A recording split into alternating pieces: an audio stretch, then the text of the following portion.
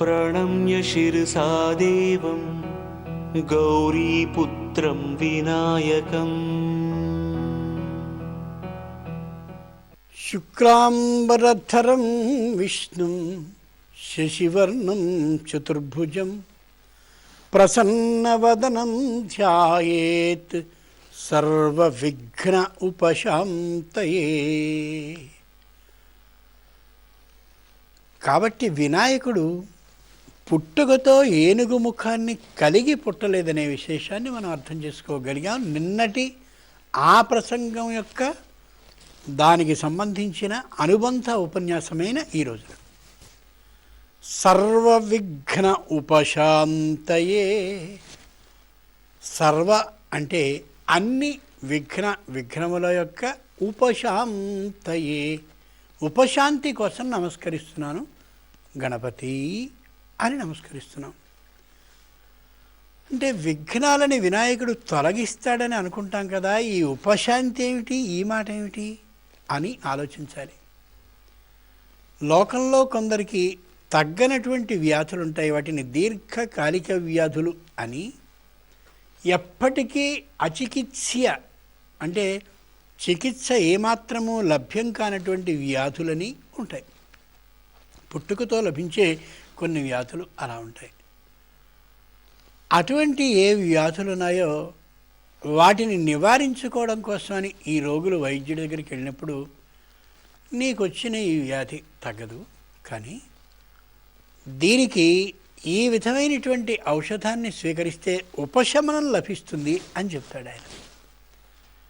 ఉపశమనం అంటే ఆ వ్యాధి అలా తీవ్రమైనప్పుడు ఈ ఔషధం వెళ్ళి దాన్ని ఉపశాంతి చేస్తుంది. తాత్కాలికంగా వ్యాధికి సంబంధించిన బాధ లేకుండా ఉండేలా చేస్తుంది, దాన్ని ఉపశాంతి అంటారు. సర్వవిఘ్న ఉపశాంతయే. అలా కాలంలో వచ్చేటటువంటి ఏ విఘ్నాలైతే ఉన్నాయో ఆ విఘ్నాల నుంచి ఉపశమనాన్ని కలగజేస్తాడు వినాయకుడు. అందుకోసం ఆయనకి నమస్కరించాలి. ఉపశమనం అంటే ఏమిటి అర్థం? ఏదో ఒక ఇల్లు మనం ఒకటి నిర్మించుకుందాం అని అనుకుని ఎక్కడికో వెళ్ళి ఎవరి నుంచో రుణాన్ని అడిగాం, ఆయన ఇస్తానన్నాడు. అన్నటువంటి ఆయన అకస్మాత్తుగా 2 రోజులో 3 రోజులో మన ఇంటికి సంబంధించిన అంత ప్రణాళిక అయి ప్రారంభమయ్యాక టక్కున నేను ఇవ్వను అన్నాడు అనుకుందాం. ఆయన్ని నమ్ముకు కదా మనం దిగాం. ఆయన ఏదో అంత మొత్తం ఇస్తానని ఇంత మాత్రమే ఇచ్చాడు కదా. ఇప్పుడు ఇల్లు కట్టేటట్ట మానేటట్ట నలుగురిలో అవమానపు పాలు నవ్వుల పాలు అయిపోతాం కదా. ఆయన అకస్మాత్తుగా ఇవ్వనన్నాడు కాబట్టి దెబ్బలాటకెడతామా? ఇచ్చినందుకు కృతజ్ఞతాభావాన్ని చూపించాలి కదా.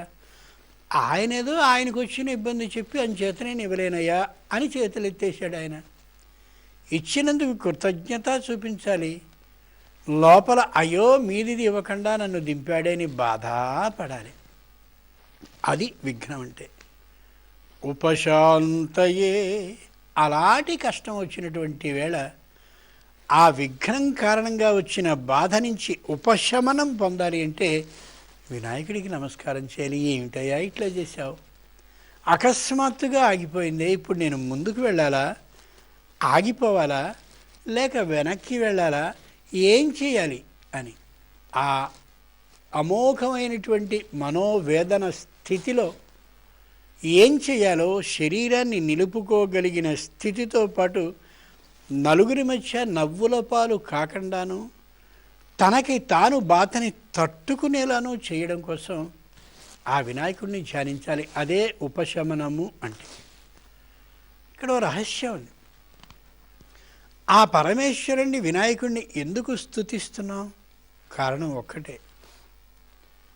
ఏ ఉపశమనం అనేటటువంటిది మనం ఆలోచిస్తున్నామో ఆయన తొలగించలేడా వినాయకుడు? సర్వవిఘ్న ఉపశాంతయే. ఆయన తొలగించలేడా? తొలగించగలడు. మరి తొలగించగలిగితే నేను దండం పెట్టానుగా, ఎందుకు తొలగించడు? కారణం ఒకటే. మనం పూర్వ జన్మలో కానీ ఈ జన్మలో కానీ చేసుకున్నటువంటి పాపపు ఫలితం ఎంతుందో ఆ పాప ఫలితాన్ని మనం అనుభవించవలసి ఉన్నాం. ఉదాహరణకి ఒక నేరం మనం చేసినట్టయితే నేరానికి తగినటువంటి శిక్ష అనుభవించడానికి తగినటువంటి నేరం అది, కాబట్టి ఆ శిక్షని అనుభవించి తీరాలి. ఏ రక్షక భటులు మనని పట్టుకోవలసినటువంటి నేరాన్ని మనం చేశామో ఆ రక్షక భటుల ముఖం కనిపించకుండా, మనం వాళ్ళకి కనిపించకుండా, వాళ్ళు మనని చూడకుండా ఉండేలా తప్పించుకుని తిరుగుతున్నాం అనుకోండి, కొన్నాళ్ళు మనం దాక్కోగలం, కానీ ఏదో ఒక రోజున పట్టుబడి తీరుతాంగా. నేరానికి తగిన శిక్ష ఖచ్చితంగా పడవలసి తీరాల్సిందే, అందులో అనుమానం ఏమాత్రమూ లేదు. భగవంతుడైనా సరే అప్పుడు వచ్చి రక్షించలేడు. ఎందుకని? నేరం చేసింది మనం, శిక్షించవలసిన బాధ్యత ఆయనది. నేనే కదా శిక్షను విధించేవాడిని, నువ్వు నాకు దండం పెట్టావు కదా, కాబట్టి నీకు పూర్తిగా శిక్షని రద్దు చేస్తున్నాను అనే హక్కు భగవంతుడికి లేదు.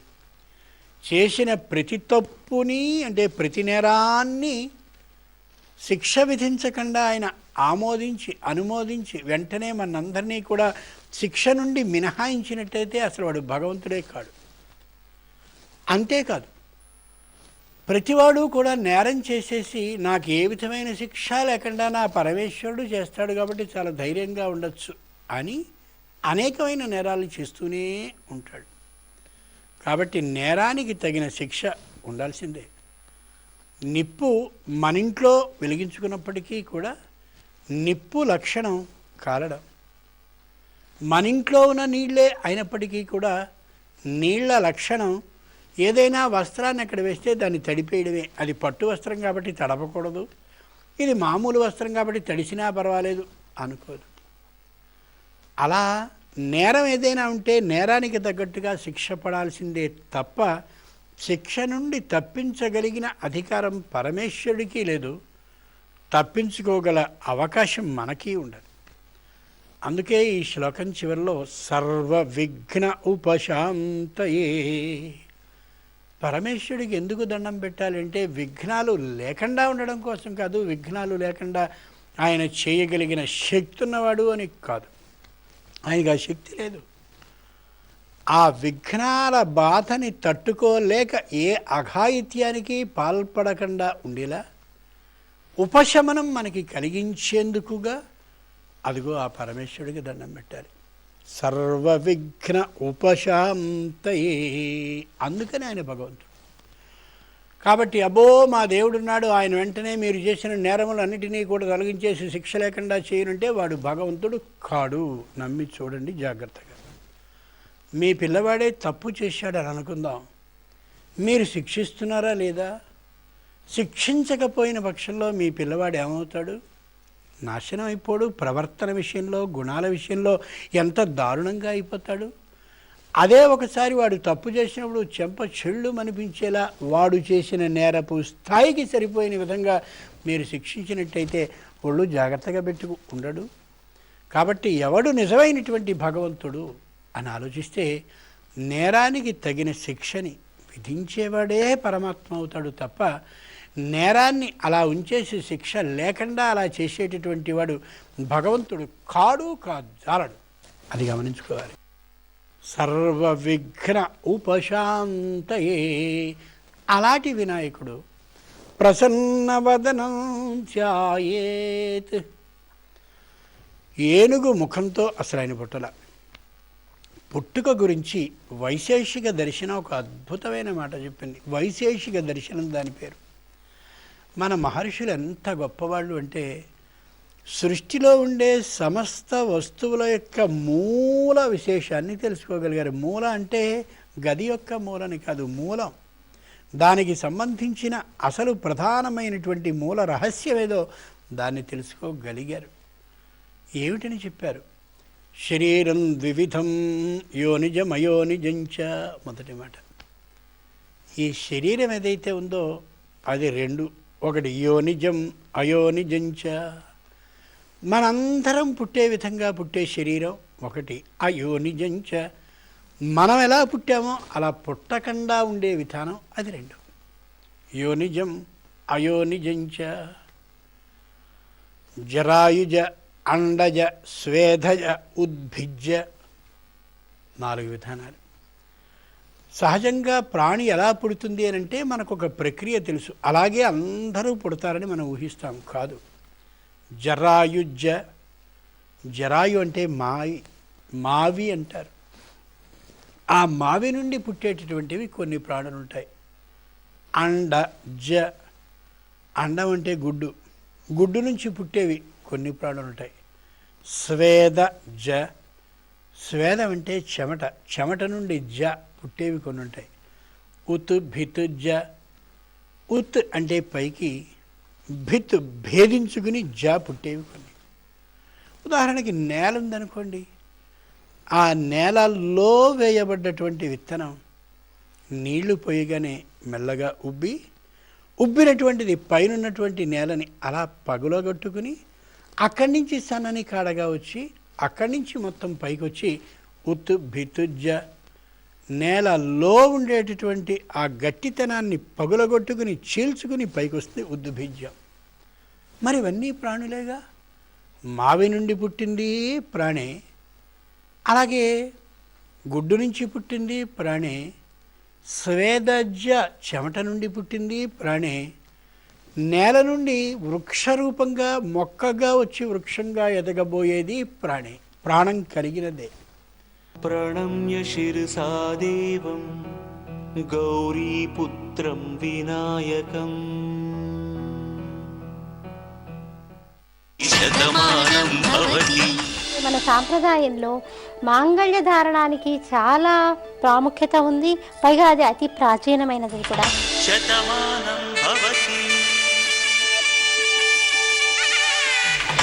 బహుభార్యాత్వం ఇక్ష్వాకు వంశంలో ఉంది, కానీ రాముడు ఏకపత్ని వ్రతుడు. శతమానం భవతి.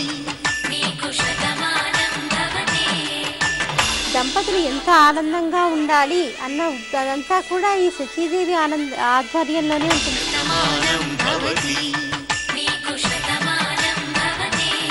జ్యోతి మ్యాట్రిమోనీ వారి శతమానం భవతి ప్రతి ఆదివారం ఉదయం 11 గంటలకు మీ భక్తి టీవీలో.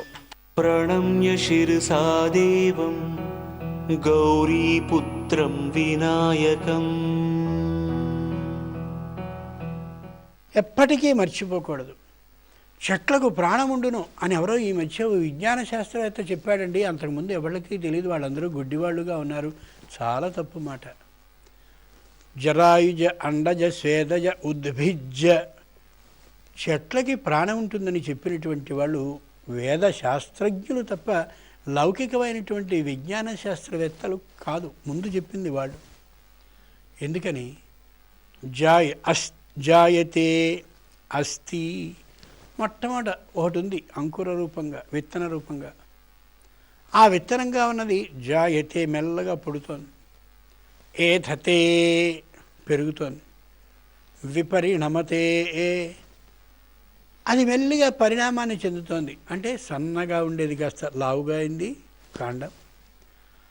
ఆకులు కొమ్మలు అలాగే పువ్వులు పిందెలు కాయలు ఫలాలు అలా అయింది. అది అపక్షీయతే, కొంతకాలం పళ్ళని బాగా కాసిన తర్వాత ఇంకా బాగా పెద్దదయ్యాక అపక్షీయతే, మెల్లగా క్షీణించడం ప్రారంభించింది. వినశ్యతి, నశిస్తోంది. లోకంలో వ్యక్తి కూడా అంతే కదా.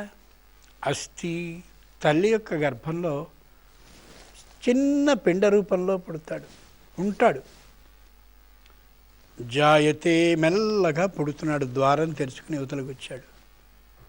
జాయతే అస్థి, ఆ తర్వాత పుట్టిన తర్వాత ఏధతే, మెల్లగా అతని ఎదగడం ప్రారంభించాడు.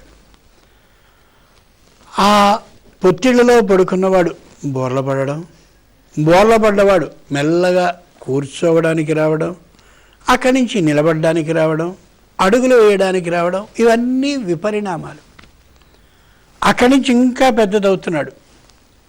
శరీరం పెరిగింది, బాల్యం దాటింది, కౌమారం దాటింది, యవ్వనం దాటింది, వృద్ధాప్యం దాటింది. అపక్షీయతే, ఇవన్నీ విపరిణామాలు. బాల్య కౌమార యవ్వన వార్ధక్యాలన్నీ విపరిణామాలు. ఆ తర్వాత అపక్షీయతే, మెల్లగా చిక్కిపోవడం ప్రారంభించాడు. కళ్ళు లోపలికి పోతున్నాయి, దంతాలన్నీ ఊడిపోయాయి, చెవులు వినిపించడల్లా, కళ్ళు సరిగా కనిపించడల్లా, ఇదంతా అపక్షీయతే, వినశ్యతి, మరణిస్తున్నాడు. ఏ ప్రాణికి ఉండే లక్షణాలు ఉన్నాయో అవే ఇక్కడ వృక్షానికి కూడా సంబంధిస్తున్నాయి, అన్వయిస్తున్నాయి, సమానంగా కనిపిస్తున్నాయి. కాబట్టి ఇది అది ఒకటే. కాబట్టి వృక్షం కూడా ఒక ప్రాణి. ఎందుకు ఈ మాట మనవి చేస్తున్నాను అంటే, లోకంలో పుట్టడానికి ఉన్నటువంటి ప్రక్రియ అలాగే ఉండాలనే నియమం ఏమాత్రమూ లేదు. స్వేద జ, చెమట నుంచి పుట్టేటటువంటి ఈపెలు పేలు అవన్నీ అలా పుడతాయి. వాటికి ప్రత్యేకమైనటువంటి ప్రక్రియ లేదు. శరీరం వివిధం యోనిజం అయోనిజంచ. అది వినాయకుడు ఆ నలుగు మట్టి నుంచి పుట్టాడు అనగానే ఏదో అని చెప్పి అందరూ వేళాకోళం ఆడతారే, అక్కర్లేదు, వేళాకోళం ఆడాల్సిన అవసరం లేదని నిరూపించేటటువంటి అద్భుతమైన సాక్ష్యం వైశేషిక దర్శనం మనకిస్తుంది. సంకల్పాత్ దర్శనాత్ స్పర్శాత్ పూర్వేషామభవన్ ప్రజా. సంకల్పాత్. బ్రహ్మగారు ఒకసారి అనుకున్నాడు, ఓ సంకల్పం చేసుకున్నాడు. ఏమని? నారదుడి లాంటి మహావైరాగ్యవంతుడు, శంకరుడంతటి అద్భుతమైన సర్వజ్ఞతా లక్షణం కలిగినవాడు, అంటే అన్ని విశేషాలు తెలుసున్నటువంటి వాడు.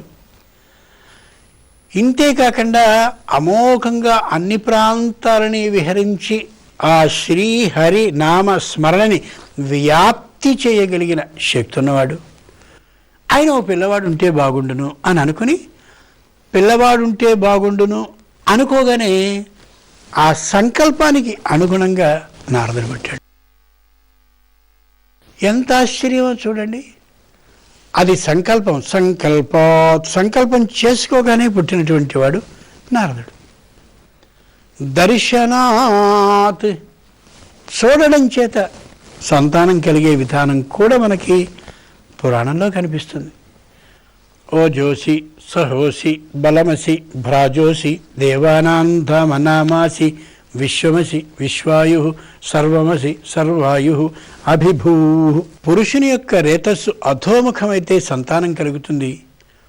యోగ సాధకులైనటువంటి వాళ్ళు అదే రేతస్సుని ఊర్ధ్వముఖంగా ఊర్ధ్వరేతస్కులై అలా ప్రయాణింపచేస్తే పైకి రెండు కనురెప్పలలోనూ దాగి ఉంటుంది గర్భధారణ శక్తి. అలాంటి మహానుభావుల యొక్క ఆ కళ్ళలో కానీ చూసినట్టయితే ఎవరైనా ఉత్తమురాలు కళ్ళలోకి చూసినంత మాత్రం చేతనే ఆమె గర్భధారణ పటిష్టత కలిగిన స్త్రీ అయిపోతుంది. గర్భం ధరించినటువంటి స్త్రీలకి ఏ ఔషధాలని ఈవేళ మనం వేస్తున్నామో అయినా ప్రయోజనం లేకుండా పోతుందో, ఇళ్ళు ఒళ్ళు గొల్ల చేసుకుంటున్నామో, ఆ స్థితి ఆనాటిలో లేదు. గర్భధారణ పటిష్టత కలిగినటువంటి ఆ అద్భుతమైన దర్శనం వెంటనే వారికి గర్భాన్ని కలిగించేది. ఆ కారణం చేతనే దర్శనాత్, దర్శనం చేత సంతానం కలిగేది. వ్యాస మహర్షి స్వయంగా ఆ అంబిక అంబాలిక అనేటటువంటి ఇద్దరినీ దర్శించాడు. వాళ్ళు ఆయన్ని దర్శించలేక ఆ గడ్డాలని మీసాలని చూసి భయపడ్డారు తప్ప ఆయన వాళ్ళిద్దరినీ గర్భధారణ సమర్థమైన ఆ కళ్ళతో చూచాడు. చూడగానే అంబికకి అంబాలికకి, ఈయనకి ధృతరాష్ట్రుడు ఈమెకి, పాండురాజు ఆమెకి జన్మించారు. కళ్ళు మూసుకునేసరికి గుడ్డివాడుగా కనిపించాడు ధృతరాష్ట్రుడు. అలా వెలతెలపోయేసరికి శరీరం నిండుగా పాండురోగం కలిగి పుట్టాడు పాండురాజు. మనకి స్పష్టంగా భారతం సాక్ష్యాన్ని తెలియచేస్తోంది ఇది. కాబట్టి మహానుభావుల యొక్క దర్శనాన్ని చేసినా కూడా సంతానం కలుగుతుంది. సంకల్పాత్ దర్శనాత్ స్పర్శాత్, స్పర్శ వల్ల కూడా సంతానం కలుగుతుంది. కొన్ని చెట్లుంటాయి, ఇప్పటికీ గ్రామీణులైనటువంటి వాళ్ళకి ఈ రహస్యం తెలుసు. పోతు చెట్లు అని ఉంటాయి. పోతు చెట్టు అంటే ఏమాత్రపు సంతానం లేనటువంటి చెట్లు అని అర్థం. అలా సంతానం లేనటువంటి చెట్టుకి కత్తితో 4 చోట్ల ఘాటు పెడతారు. పెడితే అక్కడి నుంచి వాటికి సంతానం ప్రారంభం అవుతుంది. ఇది ఆశ్చర్యం కాదు. స్పర్శ కేవలం అలా స్పృశించడం అని అర్థం. ఈ విధంగా ఆలోచిస్తే మనం అనుకున్న ప్రక్రియ ద్వారా మాత్రమే సంతానం కలగాలనే నియమం ఏదీ బలంగా లేదు. అనేక విధాలుగా సంతానం కలుగుతుంది. కాబట్టి వినాయకుని యొక్క జన్మ ఎలా సాగిందని ఒక క్షణం ఆలోచిస్తే, కామేశ్వర ముఖాలోక కల్పిత శ్రీ గణేశ్వర, అమ్మవారు నాకొక సంతానం కలిగితే బాగుండును, నేను స్వయంగా ఒక తల్లిని అని అనిపించుకుంటే బాగుండును అనే దృష్టితో ఆ శంకరుని యొక్క ముఖంలోనికి చూసింది. ఆయన మహానుభావుడు, సర్వజ్ఞ, సర్వం జానాతి, అన్నిటినీ తెలుసుకోగలడు. ఎవరు ఏ దృష్టితో ఆయన్ని చూస్తున్నారో గమనించుకోగలిగిన శక్తి ఉన్న ఆయన పార్వతీదేవి తనను చూసినటువంటి చూపులోని అంతరర్థాన్ని గమనించి వెంటనే ఆ కుర్రవాడు కలిగేలా చేస్తే, కామేశ్వర ముఖ ఆలోక, కామేశ్వరుని యొక్క ముఖాన్ని బాగా ఆలోక, ఆసమంతాత్ లోకనం బాగా పరిశీలించే చేత కల్పిత ఏర్పాటు చేయబడే శ్రీ గణేశ్వర, గణేశ్వరుణ్ణి కలిగించుకుంది ఆవిడ ఇష్టంగా. కాబట్టి ఆ చూస్తే వెంటనే సంతానం కలిగిందట, ఆయన వినాయకుడు అయిపోయాట, ఏమిటి కథని ఎలా నమ్మాలి అనుకోక్కర్లా. ఇప్పటి వరకు మనం వివరించుకున్నటువంటి తీరుతెన్నులు, సంతానం కలిగిన పద్ధతి బాగా పరిశీలిస్తే వినాయకుడు పుట్టడం అనేటటువంటిది ఒక వింత కాదు, ఆశ్చర్యకరమైన అంశం అస్సలు కానే కాదు. కామేశ్వరుని ముఖాన్ని స్వయంగా చూసి అమ్మ సంతానాన్ని కలిగించింది. కాబట్టే సంతానాన్ని ఇయ్యాలి అంటే అమ్మ ఆ విధమైనటువంటి దర్శనంతో శ్రీ శంకరుణ్ణి చూడాలి అన్నమాట. కాబట్టి సంతానం కావాలి అని అనుకున్నటువంటి వాళ్ళు అమ్మని ప్రార్థించినట్టయితే ఆ అమ్మ తాను ఏ శంకరుణ్ణి చూసి సంతానాన్ని తనకి కలిగించుకుందో అలాంటి లక్షణాన్ని, ఇదిగో ఈ భక్తురాలు ఇలా దుఃఖిస్తుందయ్యా అని చెప్పి ఆ సంతానాన్ని ఆ సంతానం లేనటువంటి స్త్రీకి కలిగే ఏర్పాటును చేస్తుంది ఆ తల్లి. అలాంటి తల్లి యొక్క పుత్రుడు ఇదిగో ఈ వినాయకుడు. కాబట్టి వినాయకుడు మొట్టమొదట పుట్టుకతో పుట్టినటువంటి సందర్భంలో యథార్థమైనటువంటి వినాయకుడు ఈ గజముఖంతో కలిగినవాడు కాడు. మరి బాగానే ఉంది, ఇంతకీ నలుగు పిండికి ప్రాణం పోస్తే పుట్టినటువంటి వినాయకుడు వినాయకుడా, లేక ఏనుగు ముఖాన్ని తీసుకొచ్చి శంకరుడు తగిలించగా వచ్చినటువంటి వినాయకుడు ఆ వినాయకుడా, లేక శంకరుడి యొక్క ముఖంలోనికి అమ్మవారు చూస్తే కనిపించిన వినాయకుడు వినాయకుడా? అసలు వినాయకుడు ఈ ముగ్గురు ఒకరా, ముగ్గురు మూడు వినాయకుడా, లేక అసలు మూడు విధాలుగా 3 సార్లు జన్మించాడా? ఇన్ని అనుమానాలు వచ్చేస్తాయి. ప్రాచీనులైన మహర్షుల గొప్పదనం ఏమిటి అంటే, ఒకే విషయాన్ని అనేక సందర్భాల్లో ప్రస్తావన చేసి అన్నిటినీ ఒక చోటికి చేర్చుకుని జాగ్రత్తగా వాటిని పరిశీలిస్తే సంపూర్ణమైన విశేషం తెలిసేలా ఏర్పాటు చేయడం వాళ్ళ లక్షణం. కాబట్టి 3 చోట్ల 3 విధాలుగా వినాయక ఉత్పత్తి మనకు కలుగుతుంది. అది ఎందుకు అలా అయిందో ఆ విశేషాన్ని రేపటి రోజు చూద్దాం. దీనిలోని అంతరార్థాన్ని పరిశీలిద్దాం. శ్రీ గణేశాయ నమః. మీ అభిప్రాయాలను, సూచనలను మాకు తెలియజేయాల్సిన చిరునామా భక్తి TV, care of Rachana television private limited, road number 92, Jubilee hills, Hyderabad 5,96,000. మా ఇమెయిల్ ఐడి bhakti@gmail.com. మా వెబ్సైట్ www.bhaktitv.org. Phone number 901012223333.